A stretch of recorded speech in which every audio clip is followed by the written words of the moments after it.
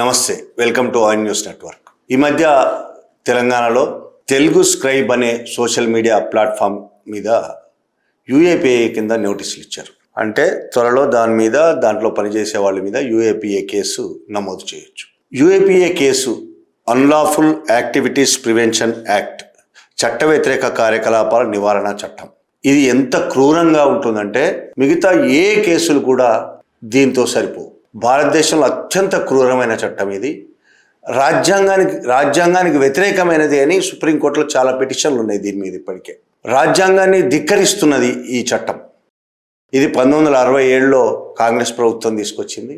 ఆ తర్వాత 2019లో బీజేపీ కేంద్ర ప్రభుత్వం సవరణలు తీసుకొచ్చిన తర్వాత ఇది చాలా దుర్మార్గంగా తయారైంది.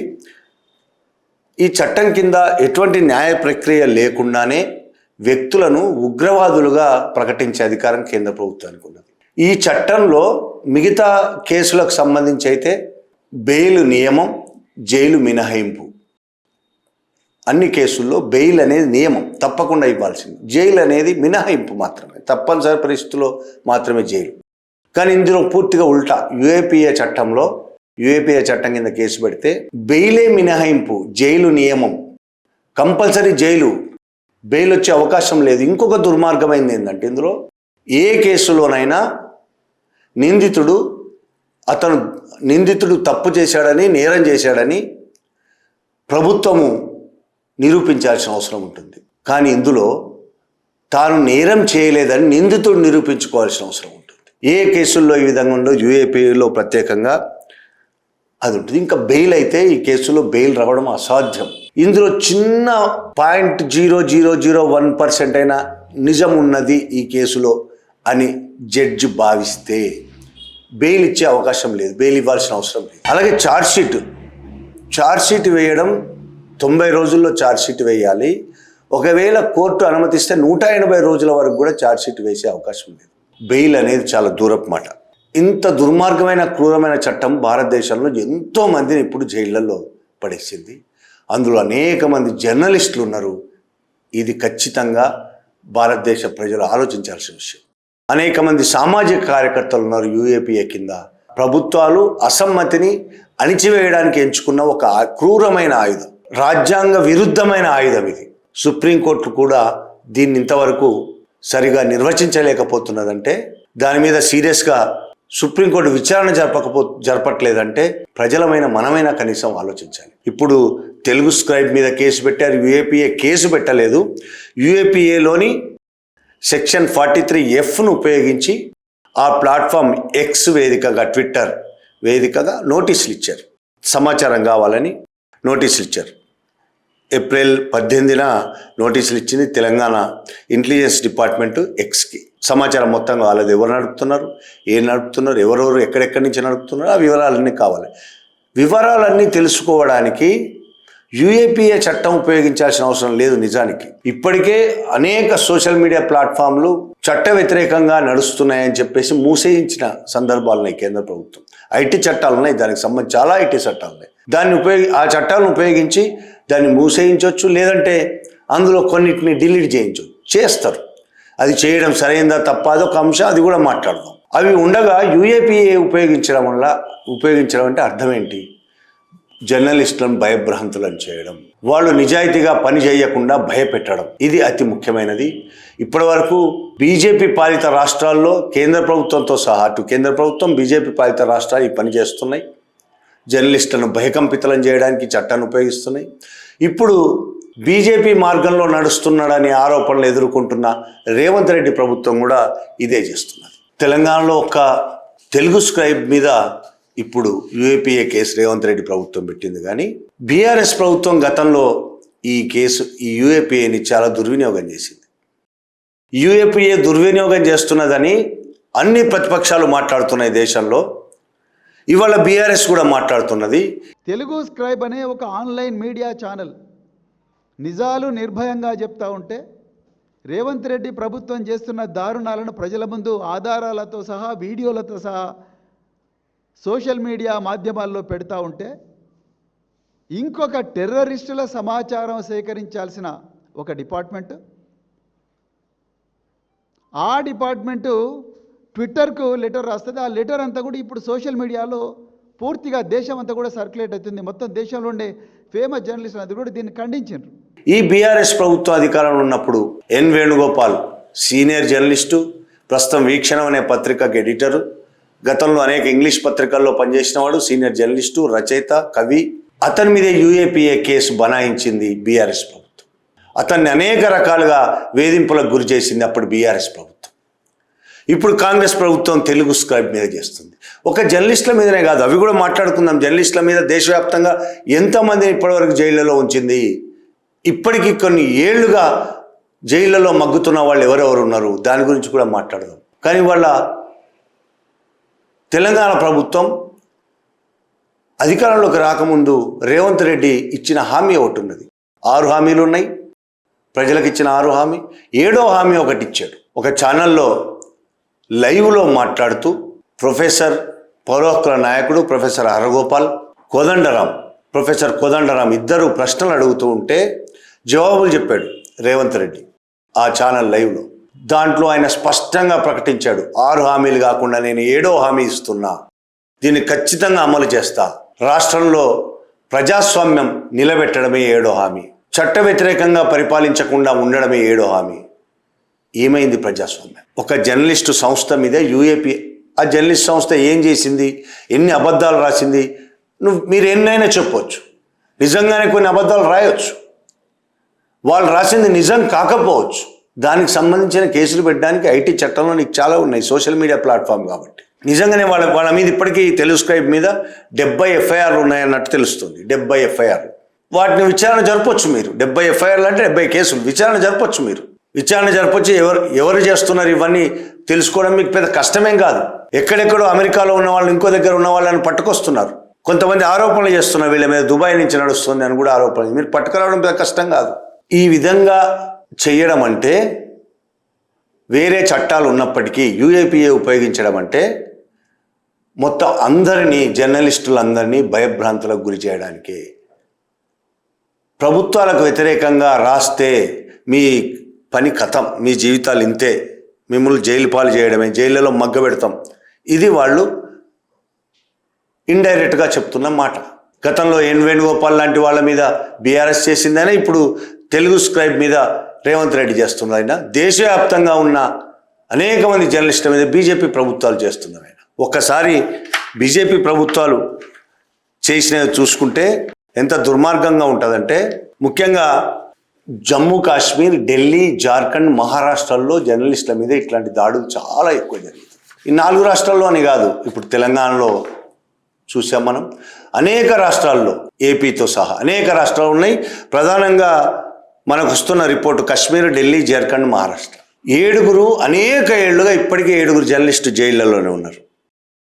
ఇలా యూఏపీఏ కింద అరెస్ట్ అయి జైళ్ల పాలై అనేక ఏళ్ళు జైల్లో ఉండి ప్రస్తుతం కండిషన్ బెయిల్స్తో బయట ఉన్న. కండిషన్ బెయిల్ అంటే మీకు కొందరికి తెలిసే ఉంటుంది, వాళ్ళు ఆ ఊరు దాటి వెళ్ళకూడదు, రోజు పోలీస్ స్టేషన్కి వెళ్ళి సంతకం పెట్టాలి, రకరకాల కండిషన్స్ ఉంటాయి. ఎవరితో మాట్లాడకూడదు, ఆ కేసుకు సంబంధించిన ఎవరితో మాట్లాడకూడదు, లేదు బయట వాళ్ళే చుట్టాలతో తప్ప ఎవరిని కలవకూడదు. ఇట్లా అనేక రకాలుగా కండిషన్స్ బెయిల్తో కొంతమంది బయట ఉన్నారు, ఇంకా చాలామంది జైల్లో ఉన్నారు. గౌతమ్ నవల్కా చాలా సీనియర్ జర్నలిస్టు, అనేక మ్యాగజైన్స్లో, పత్రికల్లో పనిచేసిన వాడు, ఢిల్లీలో ఉంటాడు. అతని మీద భీమా కోరేగాం కేసు బనాయించారు, అది యూఏపీఏకి చెందినది.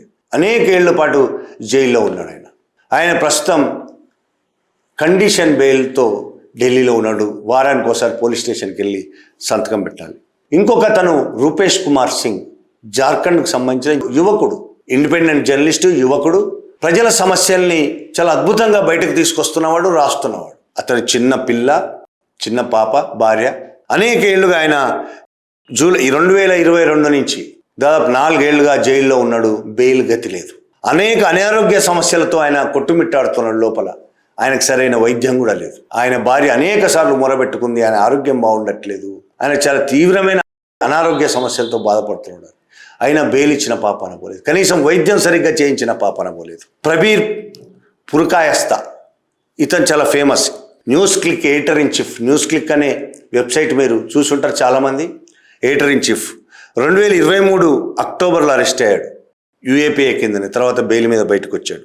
ఆసిఫ్ సుల్తాన్, ఇతను కశ్మీర్కి సంబంధించిన జర్నలిస్టు. 2018 ఆగస్టు నుంచి జైల్లోనే ఉన్నాడు. 2018 ఆగస్టు నుంచి అంటే ఎన్నేళ్ళు, దాదాపు 8 ఏళ్లుగా జైల్లోనే ఉన్నాడు ఆయన. ఫహాద్ షా, కశ్మీర్ వాలా అనే పత్రికకు ఎడిటర్. ఈయన 2022 నుంచి జైల్లోనే ఉన్నాడు. సజాద్ గుల్, ఇతను ట్రైనీ రిపోర్టర్, కొత్తగా వచ్చిన రిపోర్టరు ది కశ్మీర్ వాలా అనే పత్రికకి. ఈయన 2022 నుంచి యూఏపీఏ కింద జైల్లో ఉన్నాడు. ఇర్ఫాన్ మెహరాజ్, వందే అనే మ్యాగజిన్ ఎడిటర్ ఈయన. అలాగే 2circles.net వెబ్సైట్ నడుపుతున్నాడు. ఈయన 2023 మార్చి నుంచి జైల్లో ఉన్నాడు. మస్రాత్ జెహ్రా, ఫోటో జర్నలిస్టు, కశ్మీర్కి సంబంధించి 2020లో అరెస్ట్ అయ్యి యూఏపీఏ కింద. ఫేస్బుక్లో కొన్ని పోస్టులు పెట్టి చాలా మందికి తెలిసే ఉంటుంది. సిద్దిక్ కప్పన్, ఇతను కేరళకు సంబంధించిన అతను. సిద్దిక్ కప్పన్ పేరు చాలా ఫేమస్, చాలా వార్తలు వచ్చినాయి ఈయన గురించి. 2020లో హత్రాస్లో జరిగిన ఒక రేప్ సంఘటన మీకు అందరికి గుర్తుంటుంది. ఒక అమ్మాయిని రేప్ చేసి చంపేస్తే కేరళ నుంచి తను కవరేజ్ కోసం వెళ్ళాడు హత్రాస్కి, ఉత్తరప్రదేశ్లోని హత్రాస్కి. వెళ్తుండగా మధ్యలో అరెస్ట్ చేశారు. ఆయన మీద యూఏపీఏ కేసు పెట్టారు. అతను కండిషన్ బెయిల్ మీద ఢిల్లీలో ఉంటున్నాడు. కేరళ అతను బాగా డబ్బున్న వాళ్ళు ఏం కాదు, కానీ ఢిల్లీలో ఉండాల్సింది. ఢిల్లీలో ప్రభుత్వం ఏమి ఖర్చులు భరించదు. పాపం తనే ఇల్లు తీసుకోవాలి, అక్కడ తను పోషించుకోవాలి. ఎలా పోషించుకోవాలో తెలియదు, ఉద్యోగం కూడా చేసే పరిస్థితి లేదు అక్కడ. ఆ విధంగా సిద్దిక్ కప్పన్ అక్కడ ఉన్నారు. ఇంకా చాలామంది ఈ విధంగా కశ్మీర్ జర్నలిస్టులు చాలామంది లోపల జైళ్ళలో మగ్గుతున్నారు. అలాగే మీడియా సంస్థల మీద కూడా దాడులు చేసింది కేంద్ర ప్రభుత్వం. న్యూస్ క్లిక్ కావచ్చు. న్యూస్ క్లిక్ మీద అయితే 2023లో ఢిల్లీ పోలీసులు రైడ్స్ చేశారు. అప్పుడే ఎడిటర్ ప్రబీర్ పురకాయస్తాను అరెస్ట్ చేశారు. అప్పుడు 46 మంది జర్నలిస్టుల ఇళ్ల మీద, ఆఫీసుల మీద, ఇళ్ల మీద దాడులు చేసి చాలా మంది మీద యూఏపీఏ సెక్షన్లు బనాయించారు. ఇప్పుడు తెలుగు స్క్రైబ్ మీద సమాచారం కోసం యూఏపీఏ చట్టంలోని ఒక సెక్షన్ ఉపయోగిస్తుంది, 43F. ఇది ఎంత దుర్మార్గమైనది. ఒకవైపు ఏమో రాహుల్ గాంధీ ఈ యూఏపీఏ దుర్మార్గం గురించి, దుర్వినియోగం గురించి రోజు మాట్లాడుతూనే ఉంటాడు. భారతదేశంలో కేంద్ర ప్రభుత్వం, బీజేపీ రాష్ట్ర ప్రభుత్వాలు యూఏపీఏను దుర్వినియోగం చేస్తున్నాయని, అనేక మంది మీద అక్రమంగా యూఏపీఏను వినియోగిస్తూ జైళ్లలో మగ్గేటట్టు చేస్తున్నాయని, ఏ నేరం చేయకుండానే జైలులో మగ్గేటట్టు చేయగలిగే ఒకే ఒక చట్టం యూఏపీఏ. చాలా ఈజీగా బెయిల్ రాదు, ఎన్నేళ్ళు ఉండాలో తెలియదు. జడ్జిలు బెయిల్ ఇవ్వాలనుకునే ఇవ్వలేని కండిషన్స్ అందులో, కాబట్టి బెయిల్ ఇవ్వరు. చాలా చోట్ల జడ్జిలు కూడా అలాగే తయారయ్యారు. దేశంలో ప్రజలందరూ వాళ్లకు టెర్రరిస్టులుగానే కనిపిస్తారు. న్యాయమూర్తులు చాలా గొప్పవాళ్ళు, వాళ్ళు తప్ప, వాళ్ళ ప్రభుత్వాలు తప్ప, పోలీసులు తప్ప, ఇక దేశంలో ప్రజలందరూ టెర్రరిస్టులుగానే కనిపిస్తుంటారు. కాబట్టి వాళ్ళకు బెయిల్ రావు. విద్యార్థుల మీద, సామాజిక కార్యకర్తల మీద, ఎంతమంది మీద ఈ విధంగా యూఏపీఏ కేసులు, కొన్ని వేల కేసులు యూఏపీఏ కేసులు జైళ్ళలో మగ్గుతున్నారు అనేక మంది. ఇక మావోయిస్టు లింక్స్ పేరుతో పెడుతున్న యూఏపీఏ కేసులకైతే లెక్కే లేదు. మన దగ్గరనే ఎన్ని వందల మంది ఉన్నారో. తెలంగాణ, ఏపీలో యూఏపీఏ కేసుల్లో ఉన్న వాళ్ళు 100 మంది కార్యకర్తలు, ప్రజల కోసం పనిచేస్తున్న కార్యకర్తలు. వాళ్ళు చేసిన పని ఏందయ్యా అంటే ప్రభుత్వాలు చేస్తున్న అక్రమాలకు, అన్యాయాలకు వ్యతిరేకంగా రాయడం, వ్యతిరేకంగా మాట్లాడడం, వ్యతిరేకంగా సభలు పెట్టడం. ఈ కారణాలతోని యూఏపీఏ అనే ఒక క్రూరమైన చట్టాన్ని ఉపయోగించి అందరినీ జైళ్ళలో పడేస్తున్నారు. ఛత్తీస్గఢ్ జైళ్ళలో యూఏపీఏ కింద ఎంతమంది ఆదివాసులు మగ్గిపోతున్నారు. వాళ్ళకి తెలియని కూడా తెలియదు తమ మీద ఏ కేసు ఉంది, తాము ఏం చేయాలి, ఏం తెలియదు. వాళ్ళు జైళ్ళలో మగ్గుతున్నారు. ఛత్తీస్గఢ్ ఆదివాసులు చాలామంది ఇక్కడ తెలంగాణలో మన చెంచలు కూడా జైల్లో మగ్గుతున్నారు.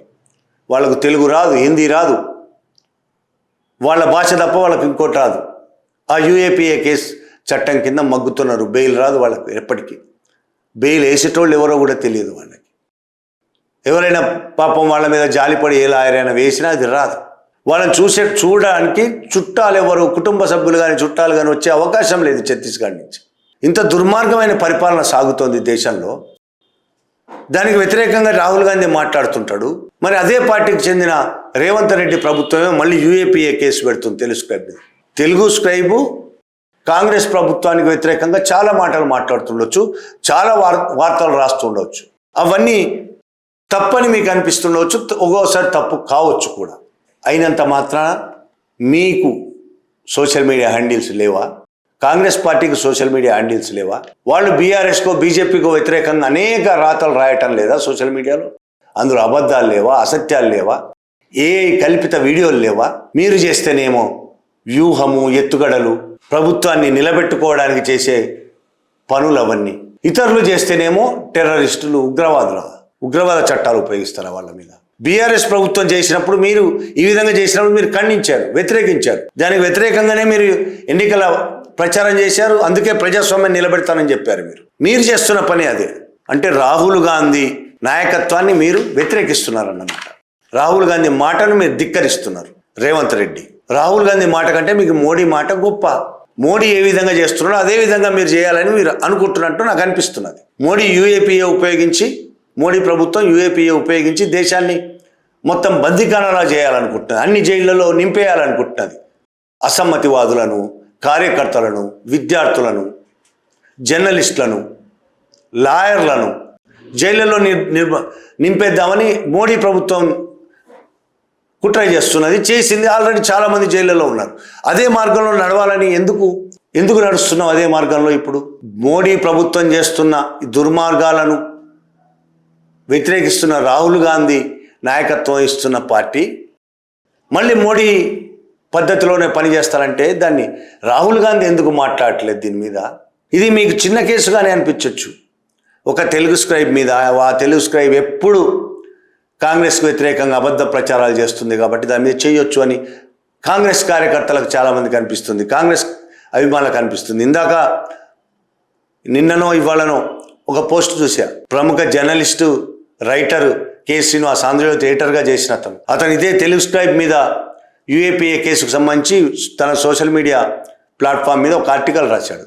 దాని కింద ఒక ఆయన ఎంత దారుణంగా రాశాడంటే, తెలుగు స్క్రైబ్ చెప్పిన అబద్ధాలన్నింటినీ రాశాడు. ఓకే, అంతవరకు ఓకే. తెలుగు స్క్రైబ్ ఏ అబద్ధాలు రాసిందో అవన్నీ చెప్తూ ఇది దుబాయ్ నుంచి నడుస్తున్నట్టుంది అని అనుమానాలు వ్యక్తం చేస్తూ, దుబాయ్ నుంచి గల్ఫ్ కంట్రీస్ నుంచి నడిచే అవకాశం ఉంది కాబట్టి అక్కడ పాకిస్తానీలో, విదేశీయులో ఈ కథనాలు రాస్తున్నారేమో, కాబట్టి దేశ సార్వభౌమాధికారానికి, దేశ శాంతి భద్రతలకు భంగం కలిగించే అవకాశం ఉంది. కాబట్టి యూఏపీఏలోని 43Fను ఉపయోగించవచ్చు. ఇంత అద్భుతమైన ఊహలకు నిజంగా సలాం. ఊహించుకొని కేసులు పెట్టడం, ఊహల మీద ఆధారపడి కేసులు పెట్టడం, ఇది మన భారత ప్రజాస్వామ్యం యొక్క ఏ స్థితికి వచ్చామో తెలుస్తున్నది. ఇంత దుర్గతి పట్టింది ప్రజాస్వామ్యానికి. నీ మనసులో ఏదో ఊహించుకొని దానికి తగ్గ ఒక కేసు పెడతావా? దేశ సార్వభౌమాధికారానికి ముప్పు వచ్చింది ఆ తెలుగు స్క్రైబ్ రాసిన రాతలు. అరే, పాకిస్తానీయులు ఈ తెలుగు స్క్రైబ్లో కథనాలు రాస్తున్నారా? విదేశీయులు కథనాలు రాస్తున్నారా? ఏం ఊహ? సమర్థించుకోవడానికి ఇంతకంటే గొప్ప రాతలు మీ దగ్గర లేవా? కాంగ్రెస్ ప్లాట్ఫామ్స్ రాస్తున్న రాతలు ఎట్లున్నాయి? వాళ్ళు కూడా ఇట్లాంటి చాలా అబద్ధాలు రాస్తున్నారు కదా. అయితే బీజేపీతో పోటీ పడగల వాళ్ళు ఎవరు లేరు ఇక్కడ అబద్ధాలు రాయడానికి, సృష్టించడానికి. బీజేపీ తర్వాతనే ఎవరైనా కానీ, అయినా మీరు బీజేపీ మార్గంలో నడవాలనుకోవడంలోనే అసలు సమస్య ఉన్నది. బీజేపీ ఈ దేశంలో ఫాసిజాన్ని స్థాపించింది. ఫాసిస్టు ప్రభుత్వం నడుపుతోంది భారతదేశంలో. ఆ ఫాసిస్టుకు సామంత రాజుగా ఉండదలుచుకున్నావా? ఎందుకు ఈ విధంగా రాజ్యాంగ వ్యతిరేక పనులకు పాల్పడుతున్నాడు రేవంత్ రెడ్డి? చెప్పిన మాటలేంటి, చేస్తున్న పనులేంటి? ఆయనకు వ్యతిరేకంగా ఎవరు రాసినా భరించలేని పరిస్థితి. భరించలేకపోతే ఎలాగో మీ ప్లాట్ఫామ్స్ ఉన్నాయి, రాయొచ్చు. మీరు కూడా ఇందులో నిజాలేంటి, అబద్ధాలేంటి రాయొచ్చు. చాలా వివరంగా రాసి ప్రచారం చేయొచ్చు. మీకు ఇంకెక్కువ అవకాశాలు ఉన్నాయి, అధికారంలో ఉన్నారు కాబట్టి ప్రచారం చేసుకోవడానికి. ఒక రాతకి ఇంకొక రాతే సమాధానం అవుతుంది. కార్టూన్లు గీస్తే కూడా కేసులు పెట్టే పరిస్థితిలో ఉన్నాయి. చాలామంది కార్టూనిస్టుల మీద కేసులు పెట్టారు. జర్నలిజం అంటే మీకు నచ్చిన విధంగా రాయడమే జర్నలిజం అని మీరు అనుకుంటే ఈ దేశం సర్వనాశనం అయిపోతుంది. ఇప్పటికైనా కొంతమంది జర్నలిస్టులైనా నిజాయితీగా మిగిలి ఉన్నారు. వాళ్ళు నిజాయితీగా రాతలు రాస్తున్నారు. వాళ్ళ రాతలు ప్రభుత్వానికి నొప్పి కలిగించవచ్చు, లేదు ప్రతిపక్షాలకు నొప్పి కలిగించవచ్చు. నొప్పి కలిగిస్తున్నాయని కేసులు పెట్టుకుంటూ పోతే నెహ్రూ తనకు వ్యతిరేకంగా వేరే పేరుతో తాను ఆర్టికల్స్ రాసుకున్న సందర్భం మర్చిపోవద్దు మీరు. నెహ్రూ తన పాలన తన విధానాలకు వ్యతిరేకంగా ఆయనే పత్రికల్లో వేరే పేరుతో ఆర్టికల్స్ రాసిన చరిత్ర ఉన్నది. ప్రజాస్వామ్యం అంటే అది. ఆ విధంగా మీ మీద వచ్చిన విమర్శల్ని స్వీకరించడం, అందులో తప్పులుంటే ఒప్పుకోవడం, తప్పులు మరోసారి చేయకుండా ఉండడం, తప్పు లేదు అది తప్పు కాదు అని నిజంగానే మీరు మనస్ఫూర్తిగా భావిస్తే అది ఎందుకు తప్పు కాదో మళ్ళీ రాయడం, రాసిన వాళ్లకు వ్యతిరేకంగా రాయడమే. రాసినంత మాత్రాన మాట్లాడినంత మాత్రాన జైల్లో తోస్తారా? ఇదా ప్రజాస్వామ్యం? మొత్తానికి అర్థమవుతున్నది ఏంటంటే రేవంత్ రెడ్డి ప్రభుత్వం బీజేపీ దారిలో అడుగులు వేస్తున్నది. మరి దీని మీద రాహుల్ గాంధీ ఏం మాట్లాడతాడనేది పెద్ద ప్రశ్న. Thank you very much.